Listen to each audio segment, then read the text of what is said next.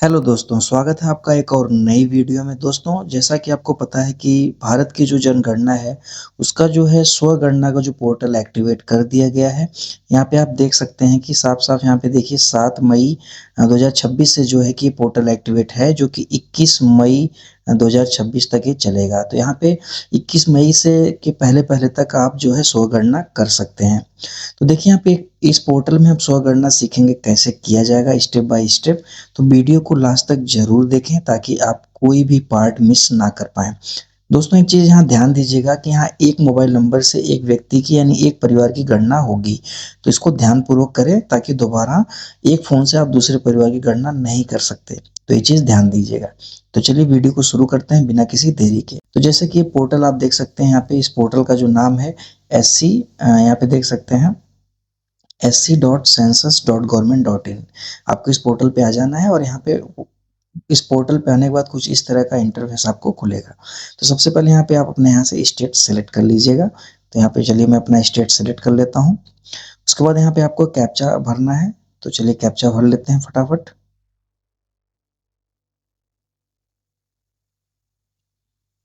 Captcha भरने के बाद यहाँ से आप वेरीफाई एंड प्रोसीड पे क्लिक कर दीजिए। इसके बाद देखिए कुछ इस तरह का पॉपअप खुलेगा। यहाँ पे आप इसको ध्यानपूर्वक पढ़ लीजिएगा कि यहाँ पे क्या लिखा हुआ है। यहाँ पे देख सकते हैं लिखा है कि जो जनगणना का जो कार्य है, यहाँ पे सूचीकरण कार्य जो है स्वगणना पोर्टल में आपका स्वागत है। यहाँ से देखिए आपको लिखा है जो संबंधित मकान सूचीकरण अपने परिवार से संबंधित जो है आप जानकारी यहाँ प्रदान कर सकते हैं। इसको करने में आपको 15 से 20 मिनट का समय लगेगा।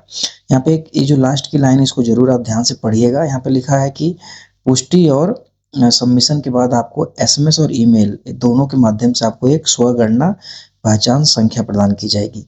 जब जनगणना प्रगणक आपके घर आएंगे तो अपने परिवार के जो मकान सूचीकरण आपने किया है वह आईडी उनके साथ आप यहाँ साझा करेंगे, तो उसको वेरीफाई करके आगे बढ़ जाएंगे।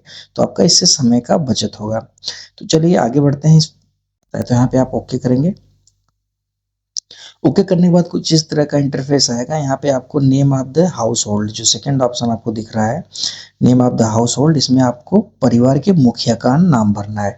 अब एक चीज ध्यान दीजिए, परिवार का मुखिया कौन हो सकता है? तो परिवार का मुखिया कोई भी व्यक्ति हो सकता है जिसकी उम्र 18 साल से ऊपर हो।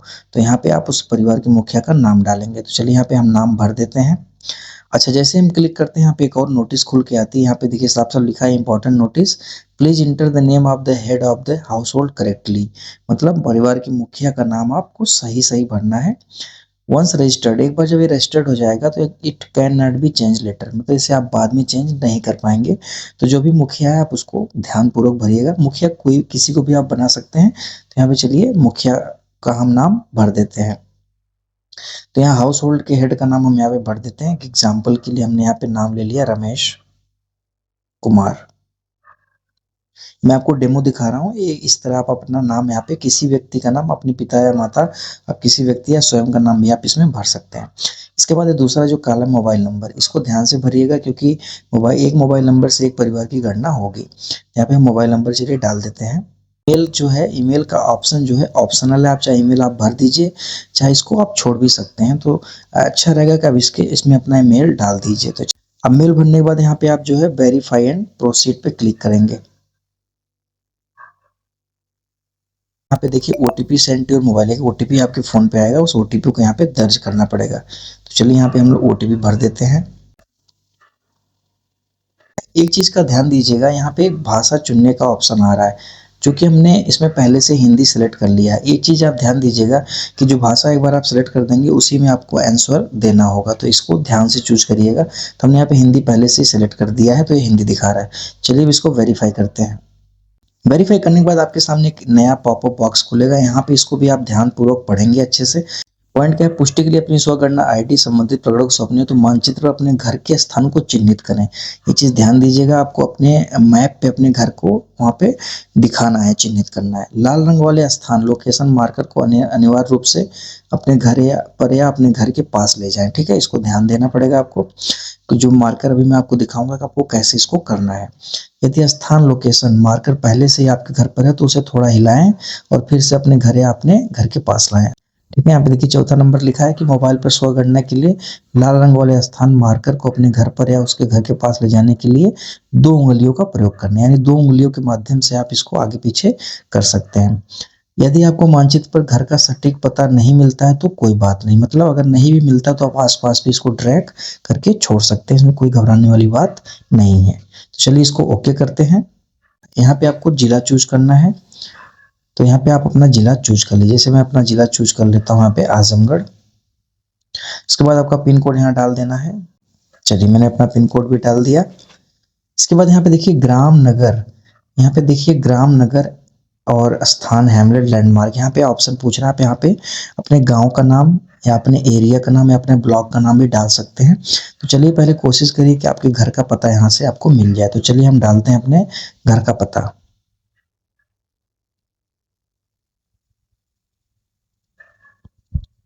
देखिए जैसे आप कुछ नाम डालेंगे, आपको जैसे आप 3-4 नाम डालेंगे, आपके नीचे यहाँ पे ढेर सारा ऑप्शन खुल के आ जाएगा। यहाँ पे सॉरी, यहाँ पे देखिए नीचे देखिए ढेर सारा ऑप्शन यहाँ पे खुल के आ रहा है।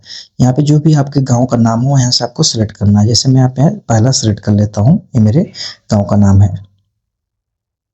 देखिए यहाँ पे जैसे आप अपना नाम सेलेक्ट कर लेंगे और आपके गांव का नाम मिल जाएगा, तुरंत यहाँ पे पॉपअप खुलेगा जिस यहाँ पे देखिए लिखा है लोकेशन मिल गया। ठीक है, तो कृपया मानचित्र पर मार्कर को अपने घर तक खींचें या ड्रैग करें। ठीक है, आपको यहाँ पे मार्कर को लेके आपके घर के तक पास आना है। ठीक है, तो चलिए इसको ओके करते हैं और यहाँ से जो है इस मैप में आते हैं। ठीक है, इस मैप को आप ऐसे 2 उँगलियों के माध्यम से आगे पीछे कर सकते हैं। देखिए मैप है, ये मेरा लोकेशन यहाँ दिखा रहा है, तो मैं अपने घर की तरफ ले जाता हूँ। इन दोनों में ध्यान दीजिए, इसको 2 उँगली से ही आप इसको ड्रैग कर सकते हैं। तो चलिए मान लीजिए मेरा घर है, एग्जाम्पल के लिए मैं इस घर पे मैं इसको यहाँ पे मार्कर को लाके मार्क कर देता हूँ। यहाँ पे देखिए कुछ इस तरह। ठीक है, यहाँ पे आपको 2 उँगली से सेट कर देना है। ठीक, जैसे सेट करेंगे यहाँ नीचे देखिए पॉपअप खुल गया आपके आवास का स्थान। अब यहाँ पे स्थान की पुष्टि हम यहाँ पे कर देंगे। ठीक, देखिए स्थान की पुष्टि हमने कर दिया। अब इसके बाद इसके सहेजें और आगे बढ़े, यहाँ से हम लोग आगे बढ़ेंगे। एक बार फिर पॉपअप खुलेगा, यहाँ पे आपके मतलब प्रदेश का नाम, यहाँ पे जिले का नाम है, आपके आवासीय पता का जो है यहाँ पे लैटिट्यूड लैंगिट्यूड दिखा देगा। ठीक है, कृपया अपने घर के लोकेशन की पुष्टि करें। गलत लोकेशन होने की स्थिति में आपका स्वगणना डेटा प्रगणक के पास नहीं आएगा। तो ये ध्यान दें कि आपका घर अगर उस लोकेशन में है तभी इसको आप ओके करें। इससे क्या होगा कि आपके एरिया का जो प्रगणक होगा, जो जनगणना कर रहा है, उसके पास आपका डेटा पहुंच जाएगा। चलिए यहाँ पूछ रहा है कि आप चयनित लोकेशन के साथ जारी रखना चाहते हैं, तो यहाँ पे हम हाँ पे क्लिक करेंगे।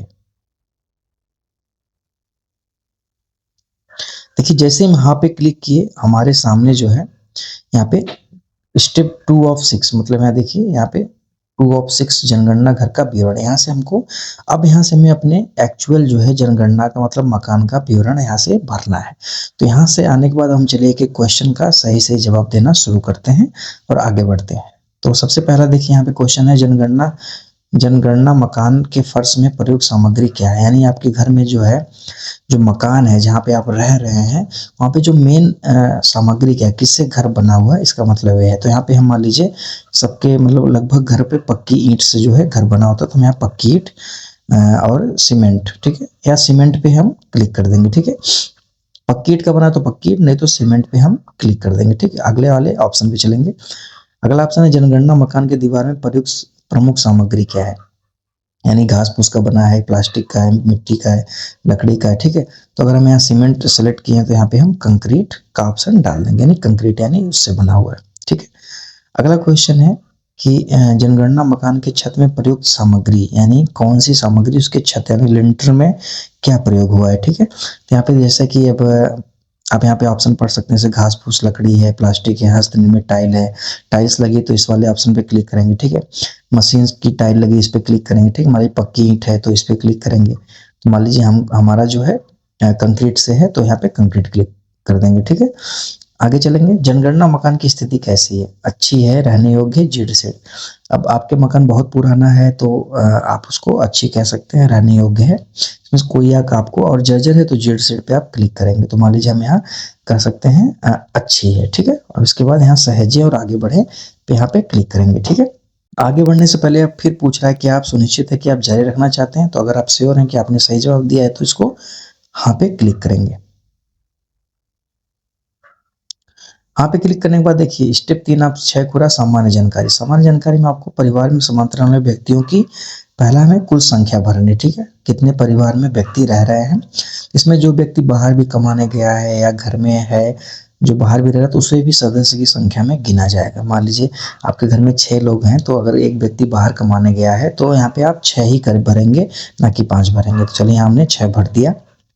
परिवार के मुखिया का नाम यहाँ पे देखिए पहले से भरा हुआ आएगा, जो आपने भरा हुआ है। यहाँ पे देखिए रमेश हमने भरा था, तो रमेश यहाँ पे भरा हुआ आया है, ठीक है? आगे चलेंगे, परिवार के मुखिया का चुनी हुई भाषा। तो यहाँ से हमने हिंदी सेलेक्ट कर दिया, जो परिवार की मुखिया की भाषा वो हिंदी, ठीक है? यहाँ परिवार के मुखिया का लिंग पूछ रहा है, तो यहाँ पे जेंडर सेलेक्ट कर लेंगे। मान लीजिए पुरुष हो गया, महिला है तो महिला करेंगे, ठीक है? यहाँ पे देखिए यदि अनुसूचित जनजाति या अन्य जनजाति, ठीक है, का विवरण यहाँ पे मांगा गया। अगर व्यक्ति अनुसूचित जाति है, अनुसूचित जनजाति है, तो यहाँ पे सेलेक्ट करेंगे। अगर नहीं दोनों में से ओबीसी जनरल कैटेगरी का है तो यहाँ पे अन्य सेलेक्ट कर देंगे। चलिए हमने यहाँ पे अन्य सेलेक्ट कर दिया, ठीक है?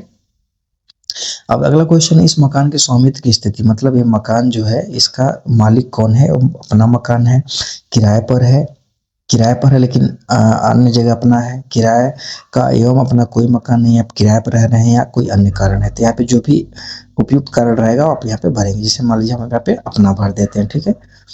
अगला जो है रहने योग्य उपलब्ध कमरों की संख्या, यानी कितने कमरे उसमें रहने के योग्य हैं। तो मान लीजिए उसमें जो है 4 कमरे रहने को उपलब्ध हैं, तो हमने यहाँ 4 भर दिया। इस परिवार में रहने वाले विवाहित दंपति, यानी कितने विवाहित व्यक्ति हैं। जैसे हमारे 2 परिवार रह रहा है, दोनों में मतलब 2 लोगों की शादी हो गई, तो यहाँ पे 2 भरेंगे, नहीं तो आप 1 भरेंगे। तो चलिए हम समझने के यहाँ पे 2 भर दिए, हमारे 2 आगे बढ़ेंगे, सहज हैं और आगे बढ़ें। देखिए बार बार पूछ रहा है कि आप सुनिश्चित हैं कि आप जारी रखना चाहते हैं। यदि आप कंफर्म है कि आपने सही जवाब दिया है तभी आप जारी रखें, नहीं तो आप यहाँ नहीं कर सकते हैं। तो यहाँ पे हम यहाँ पे क्लिक करते हैं। जैसे यहाँ पे क्लिक करेंगे, यहाँ पे देखिए अगला स्टेप खुलेगा, स्टेप 4 और 6, मतलब यहाँ सुविधाएं आपसे पूछा जा रहा है कि आपके घर में क्या क्या सुविधाएं हैं, ठीक है? तो चलिए इस सुविधाएं का पहला प्रश्न क्या है? परिवार की जो सुविधा है उसमें पेयजल का मुख्य स्रोत क्या है, यानी पानी आप कहाँ से यूज करते हैं अपने घर में। तो इसको ध्यान से देखिए, इतने सारे ऑप्शन है। नल का पानी है, नल का पानी अनौपचारिक स्रोत से है, कुआं, हैंडपंप, ट्यूबवेल है, बोरवेल है, ठीक है? तो अधिकतर जो है हम लोग पानी यूज करते हैं, गांव में तो लोग हैंडपंप ही यूज करते हैं, ठीक है? तो यहाँ पे हमने हैंडपंप भर दिया। अपने हिसाब से जो आप पानी यूज करते हैं यहाँ पे आप भर सकते हैं। अगला है पेयजल स्रोत की उपलब्धता। पेयजल जो स्रोत है वो परिसर यानी घर के बरामदे के अंदर ही है, या परिसर के पास ही है, या दूर है, यानी घर के अंदर ही, बाउंड्री के अंदर ही लगा है, तो यहाँ पे हम परिसर के अंदर लिख देंगे, ठीक है? अगर आप कहीं बाहर से लाते हैं, बाहर नल गड़ा है, तो यहाँ पे जो है आप दूर लिखें या परिसर के निकट भी लिख सकते हैं। अच्छा, अगला क्वेश्चन है प्रकाश का मुख्य स्रोत क्या है? तो आप प्रकाश कहाँ से लेते हैं? बिजली आपके घर में है, मिट्टी के तेल, मिट्टी का तेल तो कहाँ ही कोई लेता है, ठीक है? तो बिजली है, मिट्टी का तेल है, सौर ऊर्जा है, अन्य है, ठीक है? प्रकाश रहित है बिजली, तो ये फिलहाल ऑप्शन नहीं होगा। तो यहाँ पे देखिए आप जो यहाँ पे आप बिजली को सिलेक्ट कर दीजिए। यहाँ पे आपके घर सौर ऊर्जा लगा तो आप सौर ऊर्जा भी कर सकते हैं। फिलहाल के लिए मैं बिजली को सिलेक्ट करता हूँ। अगला जो क्वेश्चन है शौचालय की सुलभता, यानी शौचालय जो है आपके घर की सुलभता है हाँ कि नहीं। अगर शौचालय बना है घर में तो हाँ, हाँ तो है। तो इसमें 3 ऑप्शन है, केवल परिवार के उपयोग के लिए है, या अन्य परिवारों के साथ साझे में होता है, या सार्वजनिक है, ठीक है? तो यहाँ जो है परिवार के उपयोग के लिए हम कर सकते हैं, ठीक है? इसके बाद नहीं है तो क्यों नहीं है, तो खुले में ऑप्शन भरेंगे, ठीक? शौचालय का प्रकार क्या है? फ्लश और फ्लश शौचालय निम्न से जुड़े हैं, मतलब शौचालय उसमें फ्लश वगैरह लगा है कि नहीं, तो आप यहाँ पे लगा है तो आप हाँ करेंगे, नहीं तो आप अन्य पद्धति, मतलब पाइप सीवर सिस्टम है, सेप्टिक टैंक है या अन्य, तो यहाँ पे आप सेप्टिक टैंक, जैसे गांव में लगभग सेप्टिक टैंक होता है तो सेप्टिक टैंक लगा दिया है। यहाँ पे एक ऑप्शन पे क्लिक कर देंगे तो ये सारा, अब बाकी ऑप्शन आपको भरने की जरूरत नहीं है, ठीक है? इसके बाद यहाँ नीचे आ जाएंगे, गंदे पानी की निकासी किससे जुड़ी हुई है? ढकी नाली है, खुली नाली, किसी भी नाली से नहीं। अगर हमारी नाली बनी है तो ठीक है, नहीं तो यहाँ किसी भी नाली से नहीं कर देंगे। तो मान लीजिए हम यहाँ पे ढकी नाली कर देते हैं, ठीक? आगे चलते हैं। अगला क्वेश्चन है परिसर के अंदर स्नान सुविधा की उपलब्धता है कि नहीं। हाँ अगर है, यानी परिसर के अंदर आप स्नान गृह बनवाए तो यहाँ पे स्नान गृह पे क्लिक कर देंगे, नहीं है तो यहाँ पे नहीं पे क्लिक कर देंगे। चलिए हमने हाँ पे क्लिक कर दिया। रसोई घर और एलपीजी पीएनजी गैस कनेक्शन की उपलब्धता, मतलब रसोई घर में खाना पकाते हैं, एलपीजी कनेक्शन आपके घर में है तो हाँ पे क्लिक करेंगे, नहीं है तो यहाँ पे नहीं पे क्लिक कर देंगे। तो मान लीजिए हम हाँ पे क्लिक करते हैं।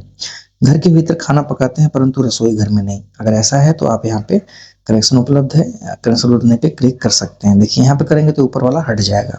तो अगर आप यहाँ पे क्लिक कर दिए तो इसको दूसरे क्वेश्चन को भरने की जरूरत नहीं है। चलिए अब आते हैं खाना पकाने के लिए प्रयुक्त मुख्य ईंधन क्या है। अब मेन रूप से भाई जाहिर सी बात है, आप एलपीजी यूज कर रहे हैं तो एलपीजी पे हम क्लिक करेंगे, ठीक है। और इसमें से आप देख सकते हैं और गांव में जो और लोग यूज करते हैं तो यहाँ पे आप उस पर क्लिक कर सकते हैं। इसके बाद यहाँ पे सहेजे और आगे बढ़े पे हम क्लिक कर देंगे। इसके बाद हाँ पे क्लिक करेंगे। अब देखिए परिवार द्वारा धारित परिसंपत्तियां यहाँ पे दिया है, परिवार द्वारा धारित मतलब परिवार के पास कौन कौन सी संपत्ति, ठीक है। इसको ध्यान से आप भरेंगे। पहला है रेडियो ट्रांजिस्टर, अगर हाँ तो यहाँ पे परंपरागत रेडियो है, आपके पास मोबाइल स्मार्टफोन है तो जाहिर सी बात है इसमें सबके पास मोबाइल और स्मार्टफोन है, वहाँ पे रेडियो आप सुनते हैं तो यहाँ मोबाइल स्मार्टफोन पे क्लिक करेंगे। टेलीविजन है कि नहीं है, तो दूरदर्शन मुफ्त डिश का यूज करते हैं, डीटीएच लगाते हैं, केबल कनेक्शन या तो गांव में अक्सर लोग मुफ्त का जो है दूरदर्शन डिश यूज करते हैं तो यहाँ पे मुफ्त वाले पे क्लिक कर देंगे। इंटरनेट सुविधा है कि नहीं, तो इंटरनेट आप कैसे चलाते हैं, मोबाइल में चलाते हैं, लैपटॉप में चलाते हैं, किसी अन्य उपकरण में, तो चलिए यहाँ पे हम मोबाइल पे क्लिक कर देते हैं। लैपटॉप कंप्यूटर आपके पास है नहीं है, तो अगर है तो ठीक, नहीं है तो नहीं कर देंगे। टेलीफोन और मोबाइल फोन स्मार्टफोन, हाँ अगर ये है तो लैंडलाइन है या स्मार्टफोन है तो यहाँ पे स्मार्टफोन आप क्लिक कर देंगे, ठीक है। अगर आपके पास दोनों है तो दोनों पे क्लिक कर देंगे, ठीक। साइकिल और स्कूटर आपके पास है कि नहीं, अच्छा इसमें देखिए साइकिल है, स्कूटर, मोटरसाइकिल, मोपेड दोनों, अगर दोनों है तो आप दोनों पे क्लिक करेंगे, नहीं तो सिर्फ स्कूटर और साइकिल पे आप क्लिक कर देंगे। कार आपके पास, जीप, वैन, हाँ अगर है तो हाँ, नहीं है तो नहीं। फिलहाल के लिए हम यहाँ पे नहीं पे क्लिक कर देते हैं। परिवार द्वारा उपभोग किए जाने वाले मुख्य अनाज क्या क्या है, मतलब परिवार मुख्य रूप से कैसा अनाज यूज करता है। यहाँ पे जाहिर सी बात है लोग चावल गेहूं दोनों खाते हैं, लेकिन यहाँ पे अलग अलग ऑप्शन भरना है तो हम यहाँ पे गेहूं पे क्लिक कर देते हैं। मोबाइल नंबर, देखिए आप जो यहाँ पे मोबाइल नंबर भरेंगे आप यहाँ पे मोबाइल नंबर आपका यहाँ पे आ जाएगा ऑटोमेटिक। उसके बाद यहाँ पे अगला दिया है सहेजें और आगे बढ़े, आप इसको क्लिक करेंगे। इसके बाद हाँ पे क्लिक करेंगे। देखिए इसके बाद ये आपका फॉर्म फाइनल होने वाला है। यहाँ पे देखिए पूर्वावलोकन है, परिवार पंजीकरण विवरण यहाँ पे आपका पूरा आ जाएगा। आपने जो जो भी जानकारी भरी है यहाँ पे देखिए सारी स्टेप बाय स्टेप आपको सारी जानकारी यहाँ पे प्राप्त हो जाएंगी। एक बार इसको फिर से आप मिला लेंगे अच्छे से। यहाँ देखिए 3 चीज दिया है, पुष्टि करें और सबमिट करें, ठीक है। पुष्टि करें और सबमिट करें मतलब इसको फाइनल आपको करना है तो यहाँ पे आप क्लिक करेंगे और फाइनल करेंगे। ड्राफ्ट के रूप में सेव करें, ठीक है। आप इसको ड्राफ्ट के रूप में सेव करना चाहते हैं, बाद में इसको एडिट करना चाहते हैं तो यहाँ पे आप ड्राफ्ट के रूप में सेव कर सकते हैं। और यहाँ देखिए लिखा है संशोधन के लिए वापस आए, मतलब अगर आपको लगता है कि आपने कोई त्रुटि गलत त्रुटि भर दी तो यहाँ से आप वापस रिटर्न आ जाएंगे, ठीक है। तो चलिए अब यहाँ पे जो हमें जो उपयुक्त लगता है तो हम यहाँ पे पुष्टि और सबमिट करे पे क्लिक करेंगे, ठीक है। अब देखिए यहाँ पे जैसे आप क्लिक करेंगे यहाँ पे पॉपअप खुलेगा, अंतिम रूप से सबमिट करें। अंतिम रूप से सबमिट करने के बाद सबमिट किए गए डेटा में कोई बदलाव संभव नहीं होगा। क्या आप आगे बढ़ना चाहते हैं तो कि हमने पूरी जानकारी सही भरी है तो आप यहाँ पे हाँ पे क्लिक करेंगे, नहीं तो आप नहीं करके यहाँ से पीछे जाके आप संशोधन कर सकते हैं। तो जैसे आप यहाँ पे हाँ पे क्लिक करेंगे तो आपको एक फाइनल आपका जो है आपकी एक आईडी जनरेट हो जाएगी जो आपके मोबाइल नंबर पे मैसेज के रूप में आ जाएगी। चलिए हाँ करके आपको दिखाते हैं।